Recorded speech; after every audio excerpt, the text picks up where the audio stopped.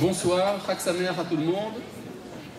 Un bonheur pour nous de fêter les 25 ans de l'existence du CNEF, avec lequel j'ai l'honneur de collaborer depuis à peu près sa création et que j'encourage de mes quelques paroles. Le sujet de notre étude ce soir, ça sera sionisme et messianisme, où en sommes-nous? Pourquoi est-ce qu'on en parle à Hoshana Rabbah? Pour une raison très simple. Hoshana Rabbah, c'est la soirée du roi David. Le roi David étant le fondateur réel de l'État d'Israël, de l'époque biblique. Et donc la chose étatique est très importante pour nous, surtout qu'elle est liée au messianisme. Alors il faut d'abord, pour comprendre de quoi nous parlons, peut-être remettre quelques points sur des i, qui en fait n'auraient jamais dû manquer sur les i en question. Simplement rappelons des choses banales. Qu'est-ce que c'est que le messianisme du point de vue juif? C'est-à-dire quand on parle de messianisme, ça évoque immédiatement en nous. C'est bon les haut-parleurs là? Bon. Ah, très bien. Bon. Quand on parle de messianisme, ça évoque en nous une quantité assez incroyable d'images d'Épinal qui ont la vie dure. Et donc, bien que c'est extrêmement banal ce que je vais vous dire, pour ceux qui connaissent un peu les sources, mais on a besoin quand même de se rappeler de ces choses-là. Le messianisme, d'un point de vue juif, est tout d'abord politique. C'est-à-dire, notre ancêtre Abraham a été élu pour faire de la politique. Vous voyez très bien dans le livre de Bereshit, à l'âge de 75 ans, il a une révélation. Et Dieu lui dit, il faut que tu t'en ailles, parce que je dois t'envoyer dans un pays, et tu seras là-bas une grande nation. Une nation liée à un sol, ça veut dire un État. Mais qu'est-ce qu'il faisait Abraham jusqu'à l'âge de 75 ans? 75 ans, c'est quand même un âge respectable. Même à l'époque biblique, la très haute époque biblique, où les gens vivaient plusieurs centaines d'années parfois, mais 75 ans, on a quand même eu le temps de faire quelque chose. Alors, vous avez les Midrashim, vous avez quelques allusions dans les textes. Abraham s'occupait de diffuser le monothéisme. C'est très bien. Il s'occupait de lutter contre le paganisme, les idoles, les sacrifices humains, tout ça. Il enseignait la morale. On peut dire qu'Abraham, jusqu'à l'âge de 75 ans, faisait de la religion. C'était très important pour lui. C'était un homme religieux.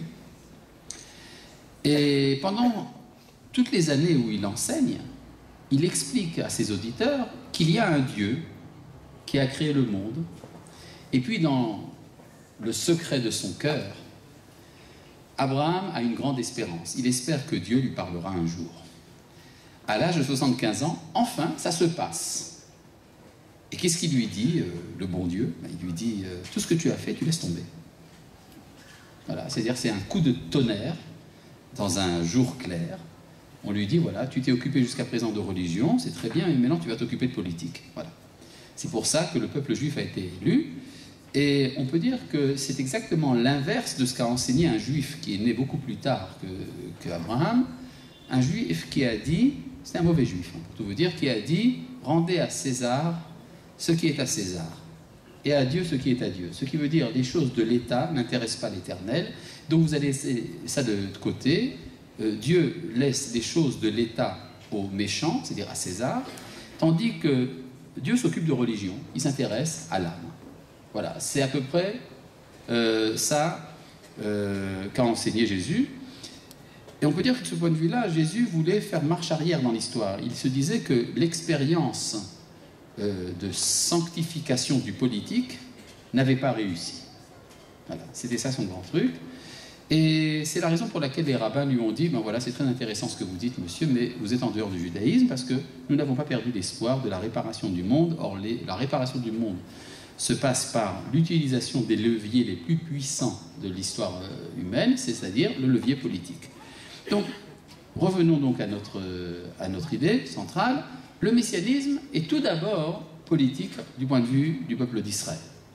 Alors, qu'est-ce qu'il en est de tous les messages des prophètes qui nous parlent d'une paix universelle, d'une manifestation de Dieu, de l'amour, de la fin de la disette, des maladies, que tout ça ira bien, que tout le monde y sera beau, idem que gentil.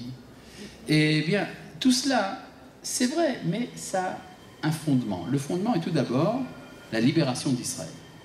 Or, la libération, la rédemption, c'est tout d'abord sortir de l'asservissement aux nations.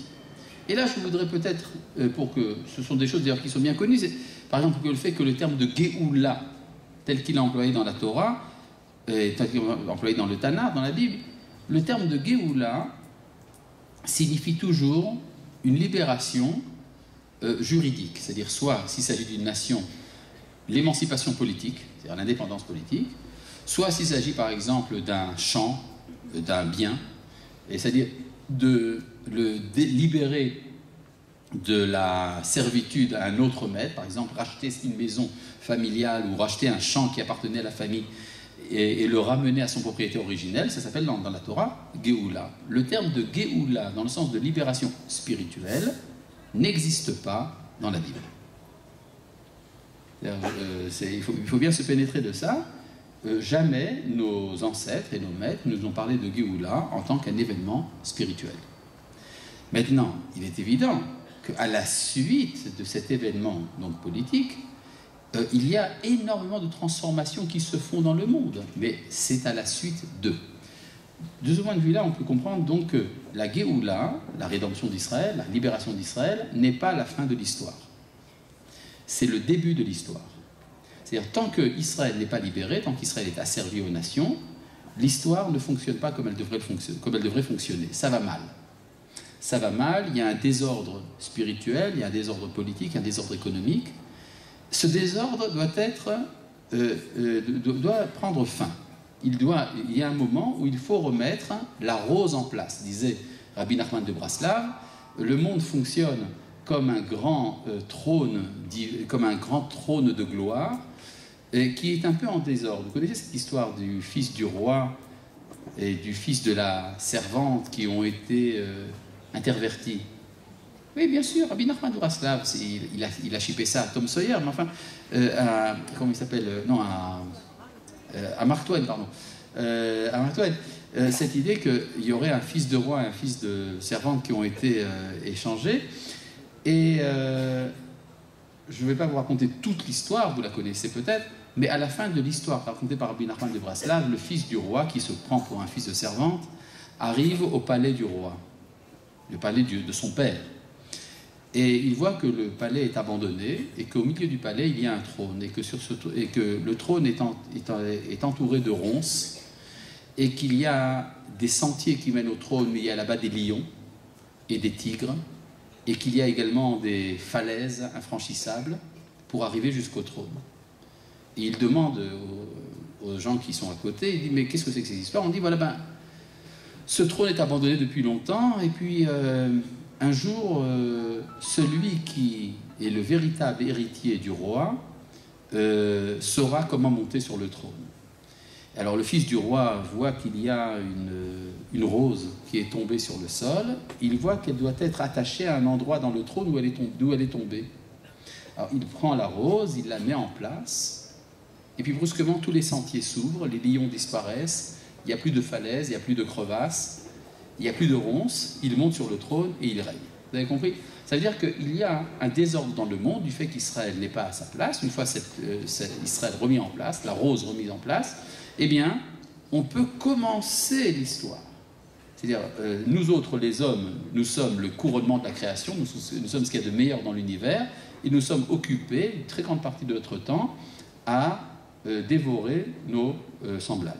C'est-à-dire à leur faire la guerre, ce qui est absolument insupportable et même on pourrait dire scandaleux. Et donc le messianisme vient tout d'abord pour remettre les compteurs à zéro. Une fois les compteurs à zéro, on peut commencer l'histoire. Et je voudrais vous citer à ce propos deux sources rabbiniques. On a cité la Bible, mais deux sources rabbiniques importantes.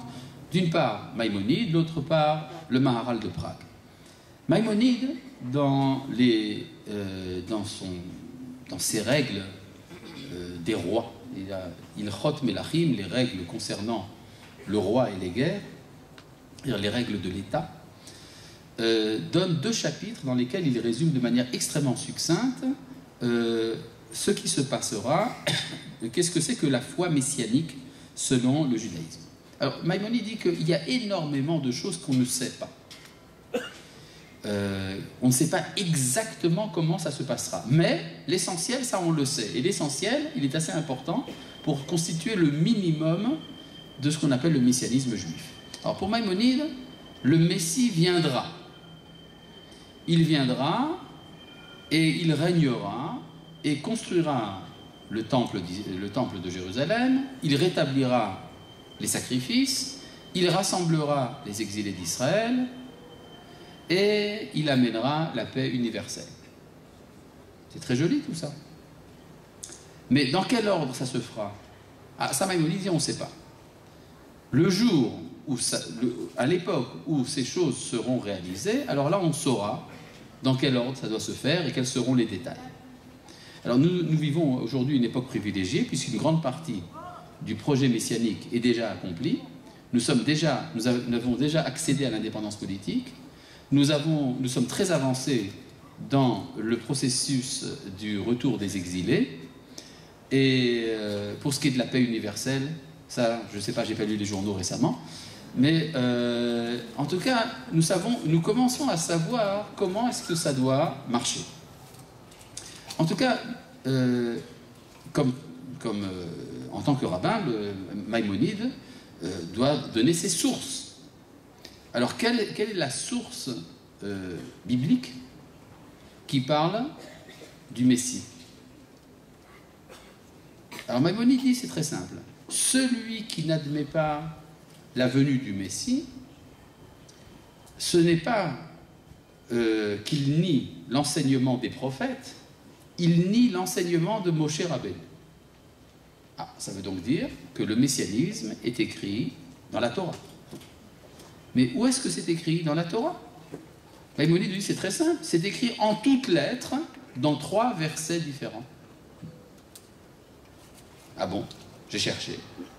Quels sont les 3 versets? Maïmonide dit le premier c'est Veshav Hashem Elohecha et Shevutecha Virichamecha Veshav Ekibetzcha Mikol Ha'amim.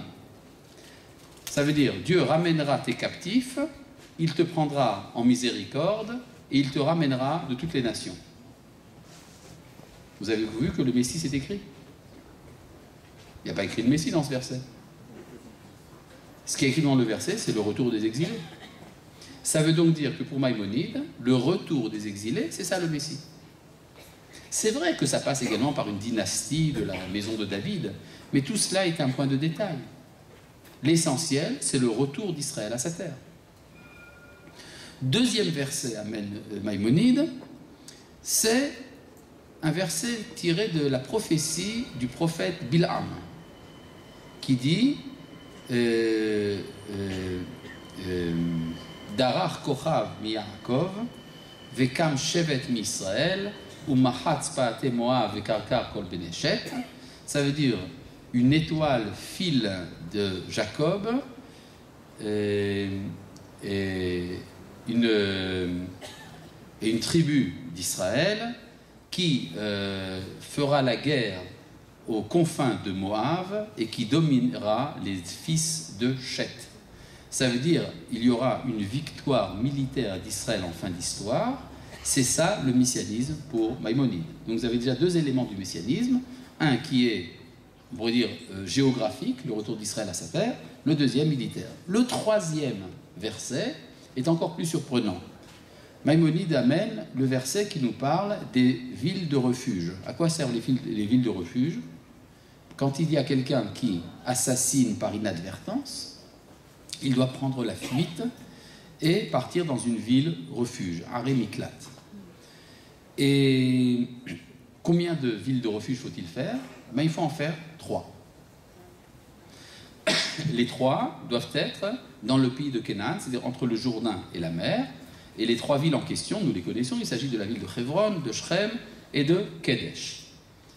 Et puis, le verset continue en disant, oui, mais si tu es méritant et que Dieu te donne toute la terre qu'il a promise à tes ancêtres, eh bien, il faudra que tu en rajoutes encore 3 pour en faire 6.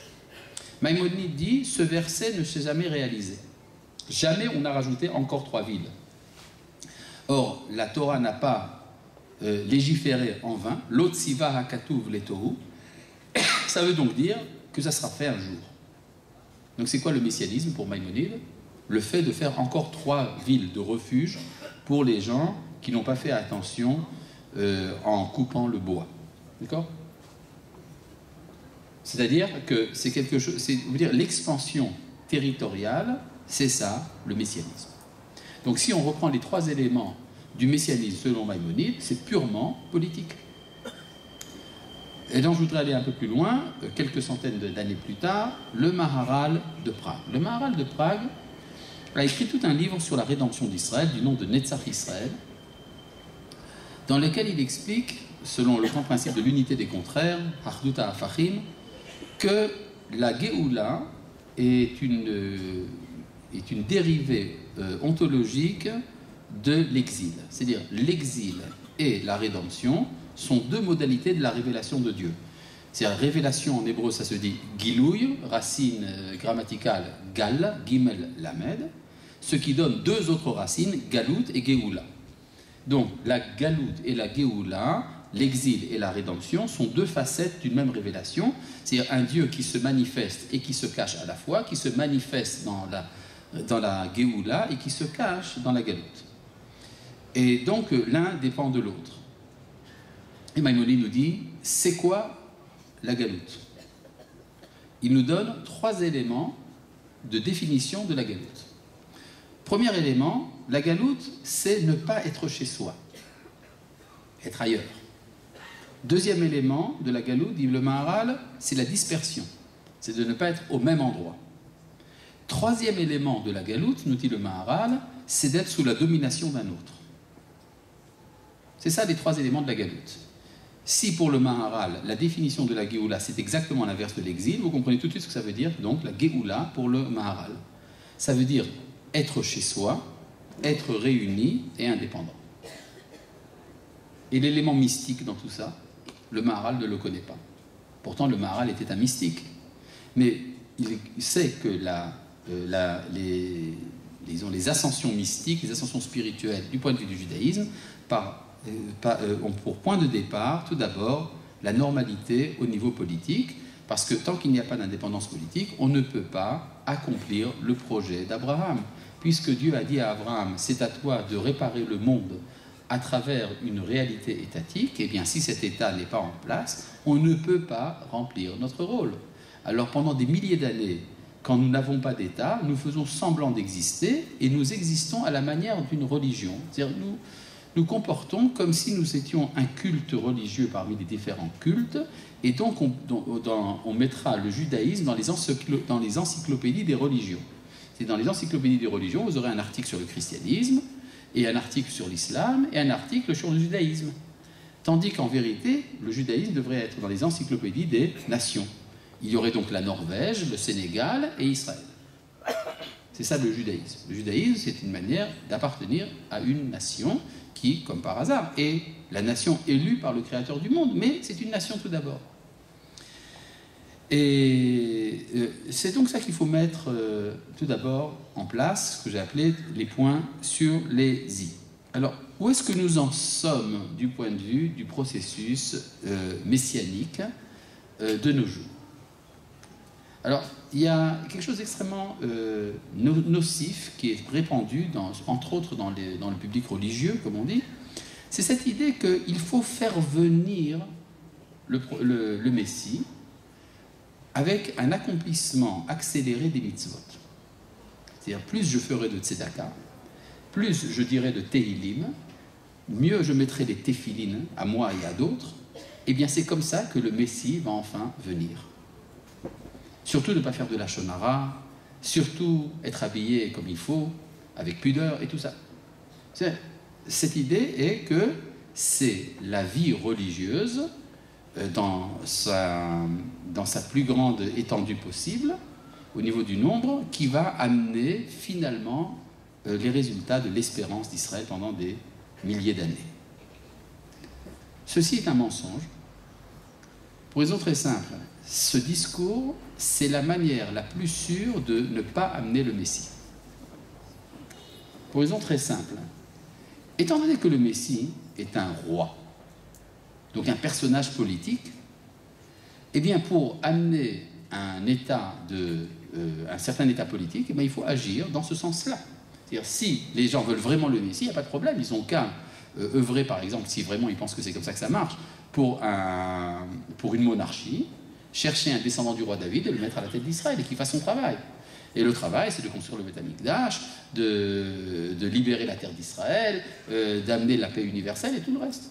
Qu'est-ce que ça a à voir avec le fait de manger cachère? Une précision importante, il faut manger cachère, il faut mettre les téphilines, il ne faut pas faire de la shonara, tout ça est très important, je suis tout à fait d'accord. Mais ça n'a rien à voir avec le Messie. D'accord? Ce qu'on appelle le Messie, c'est une réalité donc politique, et donc ce discours est effectivement problématique. Donc quand je pose la question de savoir où en sommes-nous du point de vue du messianisme et du sionisme, alors nous en sommes mal de ce point de vue-là, étant donné que le discours dominant aujourd'hui dans la conscience thoraïque, on va dire, c'est justement ce discours mythique qui fait du messianisme une sorte de mythologie. C'est-à-dire, on attend que le Mashiach vienne. Ça veut dire qu'on attend qu'il vienne. Qu'est-ce qu'il va faire? Eh bien, il va créer une apothéose avec le Messie de Handel comme à l'arrière-plan. Et alors, sur des nuages roses et stéréophoniques, nous irons jusqu'au Beth Amikdash. D'accord? Vous avez compris le topo. Ça, c'est une erreur qu'il faut effectivement rectifier. Et maintenant, où est-ce que nous en sommes quand même du point de vue positif? Alors, il y a beaucoup de choses à dire. Tout d'abord, nous sommes en train de vivre une transformation de l'identité du peuple juif. Cette transformation de l'identité est très profonde. Nous sommes effectivement dans ce passage d'une définition, entre une définition religieuse de l'être juif et une définition d'ordre national. En fait, ça a vraiment commencé, ça a été l'enclenchement de la réussite de cette transformation, c'est déjà lors de la fondation de l'État d'Israël en 1948. Il y a dans la Torah deux modes d'identité chez notre troisième patriarche, qui s'appelle à la fois Yaakov et Israël. Parfois il s'appelle Yaakov et parfois il s'appelle Israël. Il est appelé Yaakov quand il est en situation de faiblesse politique, mais qu'il se comporte en tant qu'être religieux. Et il s'appelle Israël quand il se comporte en tant que nation, quand il est victorieux. Israël, celui qui a la victoire contre les dieux. Israël, Sarita im Elohim, Ve'anashim Batucha. Et donc, il y a cette rivalité, on peut dire, cette friction entre deux manières d'être Israël, s'exprime donc dans la Torah par les deux noms, Yaakov et Israël, et s'exprime également dans l'ancienne formule de la Théoudat Zéhout, c'est-à-dire de la carte d'identité israélienne. Il y avait une époque où dans la carte d'identité israélienne, on écrivait la religion du porteur de la carte et également la nation à laquelle il appartenait. Alors pour les juifs, c'était bizarre, on écrivait date Yehudi, Léom Yehudi. Il est de religion juive et de nationalité juive. Il y avait une ambiguïté qu'on ne voulait pas trancher. Et comme si ça pouvait en fait se concilier l'un avec l'autre. Or, ce qu'on ne se rendait pas compte, c'est qu'en vérité, Yehudi, Megaresh Yehudi, c'est-à-dire qu'une définition de juif en chasse une autre. Ce qui n'a pas été compris lors de l'histoire de l'exil du Gush Katif, quand on a pensé que Yehudi, lo Megaresh Yehudi. En vérité, il y a une définition nationale qui prend la place de la définition religieuse. On peut dire, en termes bibliques, c'est Israël qui a remplacé Yaakov. Mais il y a eu un moment de l'histoire d'Israël où la synthèse entre Yaakov et Israël, on peut dire la réconciliation entre Yaakov et Israël a commencé. C'est la guerre des 6 jours. Il y a un écrivain israélien du nom de Amos Oz. Vous avez peut-être entendu parler de lui. En tout cas, lui, il a certainement entendu parler de lui. Et il explique dans un de ses textes bien connus que lorsqu'il était jeune, lui et ses amis avaient fait l'armée en Israël. Ils étaient de fiers kibbutznikim. Et puis ils savaient que... Et puis il y avait une sorte de fierté de ceux qui avaient fait l'armée. Et ça s'exprimait par le port d'un vêtement extrêmement inconfortable qu'on appelle le doubon. Le doubon, c'est quelque chose ça vient du mot ours, dove. Le doubon israélien est quelque chose de vraiment très peu esthétique, mais qui est d'origine militaire et qui faisait la gloire donc des sortants, des vétérans de l'armée, ceux qui avaient fait les premières guerres d'Israël. Et puis, nous, les porteurs de doubon, dit Amos Oz, nous savions qu'il y avait dans certains quartiers de Jérusalem des hommes qui ne portaient pas le doubon, mais qui étaient habillés de noir, et qui demandaient qu'on les laisse en paix, qu'on ne les prenne pas à l'armée, et qu'on ne voyage pas le Shabbat dans leur quartier. Et donc, le monde était bien divisé, il était bien clair. Il ne sait pas que quand il dit ça, il parle de division entre Yaakov et Israël. Et puis un jour, il y a eu la guerre des 6 jours. Alors, je tiens à préciser, c'est quoi la guerre des 6 jours ? La guerre des 6 jours, c'est un événement biblique en plein XXe siècle. En pleine modernité, il y a une irruption brusque et inattendue d'un événement biblique, la libération de Jérusalem par une armée juive chilonite, c'est-à-dire laïque. Et tout le monde est très surpris de ça. C'est-à-dire Yaakov est surpris de ce que c'est Israël qui amène la Géoula, et puis Israël qui ne veut pas entendre parler de Yaakov est surpris de savoir qu'il se retrouve avec le Beth Amikdash sur les bras. Et ça a créé une sorte de synthèse, la réussite du mouvement Gush Emunim avec les élèves du Rav Tzvi Yehuda Kook qui étaient conscients de l'unité profonde entre Yaakov et Israël. Et alors Amos Oz dit la chose suivante: j'ai vu les membres de Gush Emunim monter sur les collines de Samarie avec mon doubon à moi. Et j'ai senti qu'on m'avait volé l'État. C'est-à-dire que ce qu'il n'a pas pu supporter, enfin ce que les gens de ce bord ne peuvent pas supporter, c'est justement que s'établit une synthèse, s'élabore une synthèse entre Yaakov et Israël. Et bon, ça s'est pas fini là, ça continue. C'est-à-dire la guerre des 6 jours, c'était déjà il y a pas mal de temps. Il y a quelque chose qui a bougé depuis, c'est qu'il y a un troisième élément, à part Yaakov et Israël, qui agit sur la scène. En effet, notre troisième ancêtre, Yaakov, porte 3 noms. Il s'appelle Yaakov, il s'appelle Israël, et il s'appelle également Yeshurun. Comment est-ce que je le sais? D'abord parce que c'est écrit dans la Torah, dans la paracha de Hazin ou dans la paracha de Zodabracha, mais aussi parce qu'on le dit tous les matins dans les corbanotes, n'est-ce pas? On parle dans les corbanotes,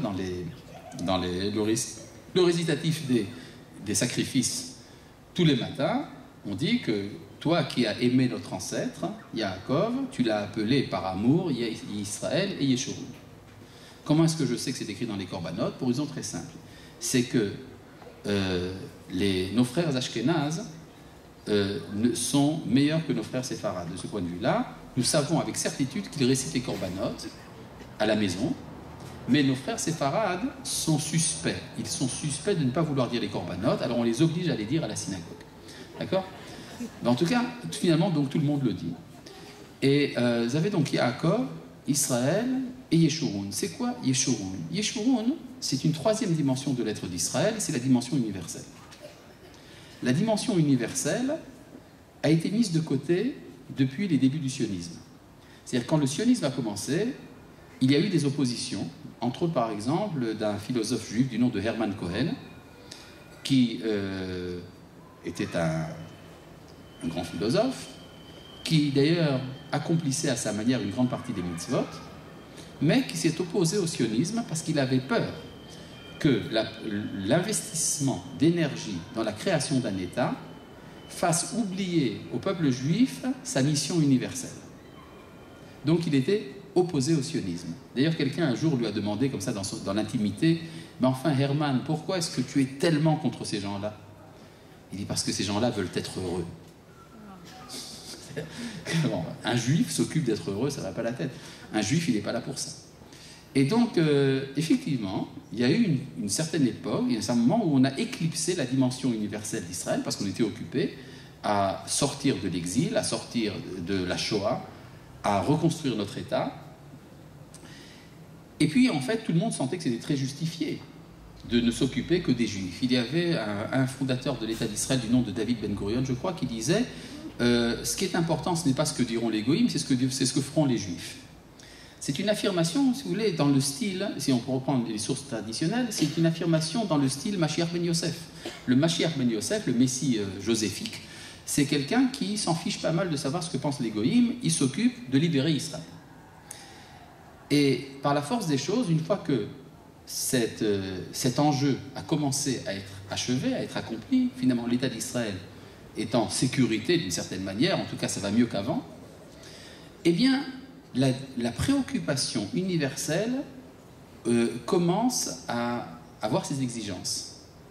Et ça prend plusieurs formes. Alors nous avons un grand principe chez les kabbalistes, que quand quelque chose de nouveau apparaît, l'écorce vient avant le fruit, klipa kodemet lapri. Donc les formes nocives de cette exigence d'universel sont les premières à apparaître sur la scène. C'est ce qu'on appelle le cosmopolitisme post-sioniste. C'est-à-dire qu'il y a tout d'abord un cosmopolitisme inné chez les juifs qui fait que l'on a toujours une réticence à la chose étatique. De plus, le post-sionisme fait qu'on considère aujourd'hui le sionisme comme étant quelque chose de coupable. C'est-à-dire le fait même d'avoir voulu fonder un État, le fait même de s'attacher à une terre, à un sol, c'est quelque chose de disqualifiable. Et donc il y a ici toute une révolte contre le sionisme et la Torah en même temps, mais pour des raisons profondément morales. C'est-à-dire c'est pas simplement le désir de vivre une vie tranquille ou l'attirance de la civilisation occidentale, du clinquant américain, etc. C'est pas du tout ça dont il est question. C'est quelque chose qui, dans sa racine, est moral. C'est cette exigence, c'est cette idée que, enfin, nous autres les Juifs, nous ne sommes pas sur cette terre, sur le globe terrestre, uniquement pour s'occuper de nous-mêmes. Et donc, la première forme que ça prend, c'est une forme négative, évidemment, mais qui annonce effectivement la prise en main de la dimension universelle du judaïsme, l'universalisme. Et il est intéressant de voir qu'il se passe aujourd'hui quelque chose de, disons, qui dépasse l'entendement de l'Israélien moyen. L'Israélien moyen est intéressé à ce qu'on le laisse vivre en paix. Et l'actualité internationale fait que l'Israélien moyen ne peut pas vivre en paix. C'est quoi l'Israélien moyen? Il y en a deux sortes. Il y a l'Israélien moyen laïque et il y a l'Israélien moyen religieux. L'Israélien moyen laïque veut vivre en Suisse au Proche-Orient évidemment. C'est-à-dire que l'État d'Israël serait une sorte de paradis économique, culturel, touristique. Et ça serait très bien, d'ailleurs vous avez qu'à voir dans les dépliants distribués par le ministère de la Hasbara israélienne, avant de monter en avion dans les aéroports, vous avez un petit dépliant pour expliquer ce que c'est qu'Israël. Et alors, quand vous êtes à l'étranger, chers Israéliens, vous allez expliquer aux gens qui sont autour de vous que nous n'allons pas au travail à dos de chameau, mais que nous avons des voitures. Que nous avons une très belle ville, superbe, Tel Aviv, et nous avons une grande ville touristique, Jérusalem. D'accord ? C'est à peu près comme ça que c'est présenté. Soit dit en passant, nous sommes un pays comme les autres, nous avons des homosexuels comme tout le monde, et tout va très bien, d'accord ? C'est-à-dire, c'est ça que l'on... Et d'ailleurs, nous avons même inventé la petite tomate, là, le chéri, et le disc conquis, c'est israélien aussi. Et puis, nous envoyons également des délégations à Haïti, hein, voilà. Donc, nous sommes bien, hein, d'accord ? Et puis, comme par hasard, ça ne marche pas, ça passe pas. Il y a quelque chose de bizarre. Pourtant, on a tellement bien expliqué que nous étions comme tout le monde. Ben non, mais c'est pas ça qu'on attend de nous. C'est-à-dire que l'humanité attend de nous un message particulier. Donc, désespoir de l'Israélien moyen qui se dit, mais enfin, j'ai tout fait pour faire plaisir à tout le monde et on ne m'aime pas. Il y a quelque chose qui ne va pas. Maintenant, l'Israélien moyen de type religieux, lui se dit, voilà, je suis venu en Israël pour donner une éducation juive à mes enfants, qu'ils aient une belle kippa noire en velours et qu'ils étudient la Mishnah et la Halacha. Et puis, s'il est un peu petit bourgeois, il dira, voilà, c'est pour qu'il aille en Yeshivat Esther et qu'après il soit ingénieur et qu'il se fasse une belle villa à Petah Tikva. Et puis ça ne marche pas. Ça ne marche pas. Il y a des attentats, il y a des guerres, il y a des problèmes, il y a des Éthiopiens qui arrivent, enfin, comment est-ce qu'on va faire ? Et alors, c'est probablement qu'il y a autre chose qu'on attend d'Israël, que la Providence attend d'Israël. Et ça s'exprime tout d'abord par la centralité d'Israël dans l'obsession médiatique. C'est-à-dire, il y a une obsession permanente dans les médias mondiaux autour de l'État d'Israël. Ce n'est pas seulement les Juifs qui s'occupent des Juifs, c'est le monde entier qui s'occupe des Juifs. Et on se dit, mais enfin... et puis alors, c'est pas une obsession naturelle, cette obsession, une démonisation permanente du peuple juif et de l'État d'Israël, c'est le pire des États du monde. D'accord? C'est-à-dire, Al-Qaïda, c'est rien. Vous voyez, le vrai démon, c'est Israël. Et comment est-ce qu'on en arrive à une folie de ce genre? Vous savez qu'il y a même des Juifs qui sont convaincus que c'est vrai. Et alors qu'en fait, nous sommes, je le dis tout de suite pour qu'on ne se trompe pas, nous sommes l'État le plus moral du monde. Nous sommes le meilleur État du monde, sur le plan moral, et ça peut être prouvé.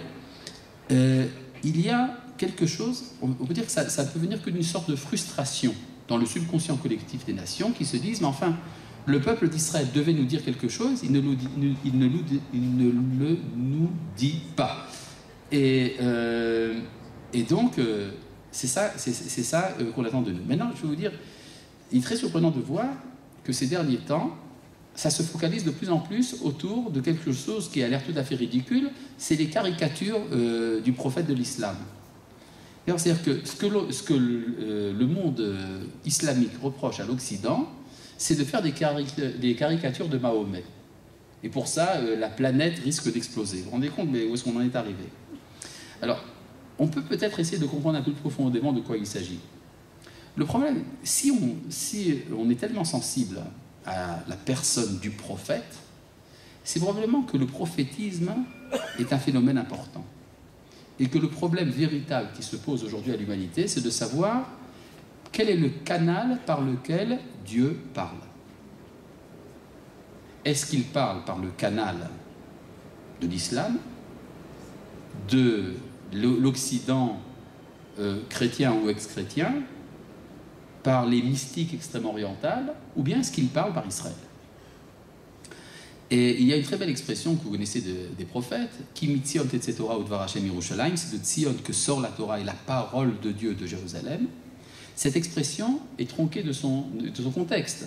Dans le contexte prophétique, ce que dit le prophète Isaïe, ce que dit le prophète Michée aussi, c'est Ve'alchu goyim rabim ve'amru lechu ve'na'aleh el har Hashem el bet Eloi Yaakov, de nombreuses nations iront et diront, montons vers la montagne de l'Éternel, à la maison du Dieu de Jacob, ve'yorelu midrachav, pour qu'il nous enseigne ses voies, ve'nelcha be'orchotav, et que nous marchions dans ses sentiers, qui mitzion tetze Torah, ou dvar Hashem Yerushalayim, car c'est de Tzion que sort la Torah, et de Jérusalem la parole de Dieu. C'est une expression qui est dite par les goyim. Ce sont les nations qui exigent d'entendre cette parole. Et donc, si on se demande où est-ce qu'on en est du point de vue du messianisme et du sionisme, nous en sommes à une phase de notre histoire où nous souffrons d'une souffrance véritablement profonde, je parle ici au niveau de l'âme d'Israël, la souffrance de l'absence de prophétie. C'est-à-dire, ça fait déjà 2400 ans que la voix prophétique s'est éteinte, le dernier des prophètes est mort il y a 2400 ans, et puis depuis, nous sommes dans un monde sans révélation. Un monde sans révélation fonctionne comme il peut. Alors, un monde sans révélation invente la philosophie, invente les religions, invente les mystiques, invente les idéologies humanistes. Enfin, tout cela, c'est quand il n'y a pas de révélation, alors on crée autre chose. Alors, c'est vrai qu'il faut, pour ramener cette parole de Dieu sur terre, il faut faire le nécessaire. Faire le nécessaire, entre autres, c'est ramener Israël sur sa terre. C'est également ramener l'ensemble des Juifs dans la terre d'Israël. C'est également traverser une transformation culturelle extrêmement profonde qui permettra à cette parole de se manifester à nouveau. Mais comment se fait cette transformation culturelle? Elle ne se fait pas justement par des isolations mystiques, des méditations à la juive, comme on pourrait le penser. Vous savez que souvent, il y a aujourd'hui un grand renouveau, si vous voulez, des échappées mystiques de ceux qui recherchent à être prophètes, et en général, ça se finit par l'internement. En vérité, quand nous parlons du retour du prophétisme, nous parlons de quelque chose de beaucoup plus profond. C'est quelque chose qui arrive à réconcilier les différentes parties de l'existence en une seule vie organique. C'est-à-dire, alors que jusqu'à présent, il était très facile de faire une coupure entre le monde du sacré et du profane, en hébreu Kodesh et Chol, la sainteté et le profane, eh bien, on peut dire qu'un monde où la parole de Dieu se manifeste est obligé d'être un monde unitaire. Et donc, ça exige, du point de vue des tenants du Kodesh, de ceux qui sont les dépositaires de la sainteté, de ceux qui étudient la Torah, d'élargir le champ de la sainteté à l'ensemble des manifestations de la vie. Et les manifestations de la vie, ce n'est pas seulement, comme il est d'usage aujourd'hui de penser dans les yeshivot, le fait que nous avons des militaires avec une kippa crochetée. Non, pas du tout, ça ne suffit pas. Il s'agit de l'inclusion de la vie culturelle, artistique, littéraire,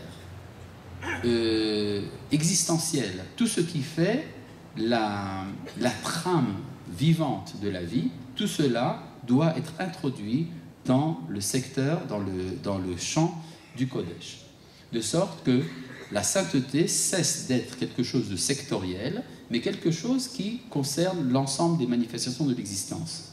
Attention, n'allez pas penser que ça veut dire qu'il faut mettre des mezuzot à la Knesset, parce qu'on pourrait penser que c'est ça le rôle du Kodesh, c'est-à-dire amener un peu, saupoudrer un peu de religion les institutions nationales, les institutions culturelles et économiques, et comme ça on aura fait notre travail. Non, c'est pas du tout de ça dont il est question.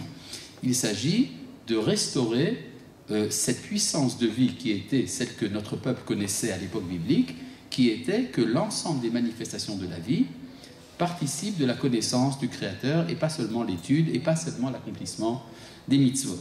Donc, si vous voulez, nous avons une grande entreprise devant nous qui implique, de notre point de vue, une sorte de synthèse réussie, une réconciliation des différents domaines de l'existence qui, jusqu'à présent, étaient mises de côté et dont on pouvait bien se passer. Eh bien non, aujourd'hui, nous sommes à la recherche du retour de la parole de Dieu parmi nous, de sorte que viendront un jour les nations s'abreuver à la source d'Israël, à Jérusalem, et ainsi amener également la paix et la rédemption universelle, Inch'Allah, bimira bi'amen. Merci de votre attention.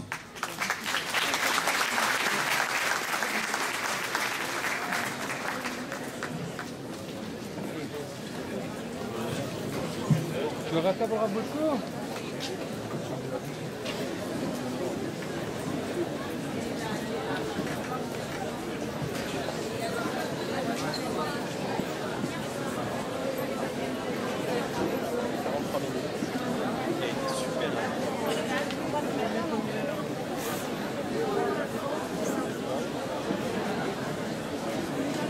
Ça, on va tout de suite.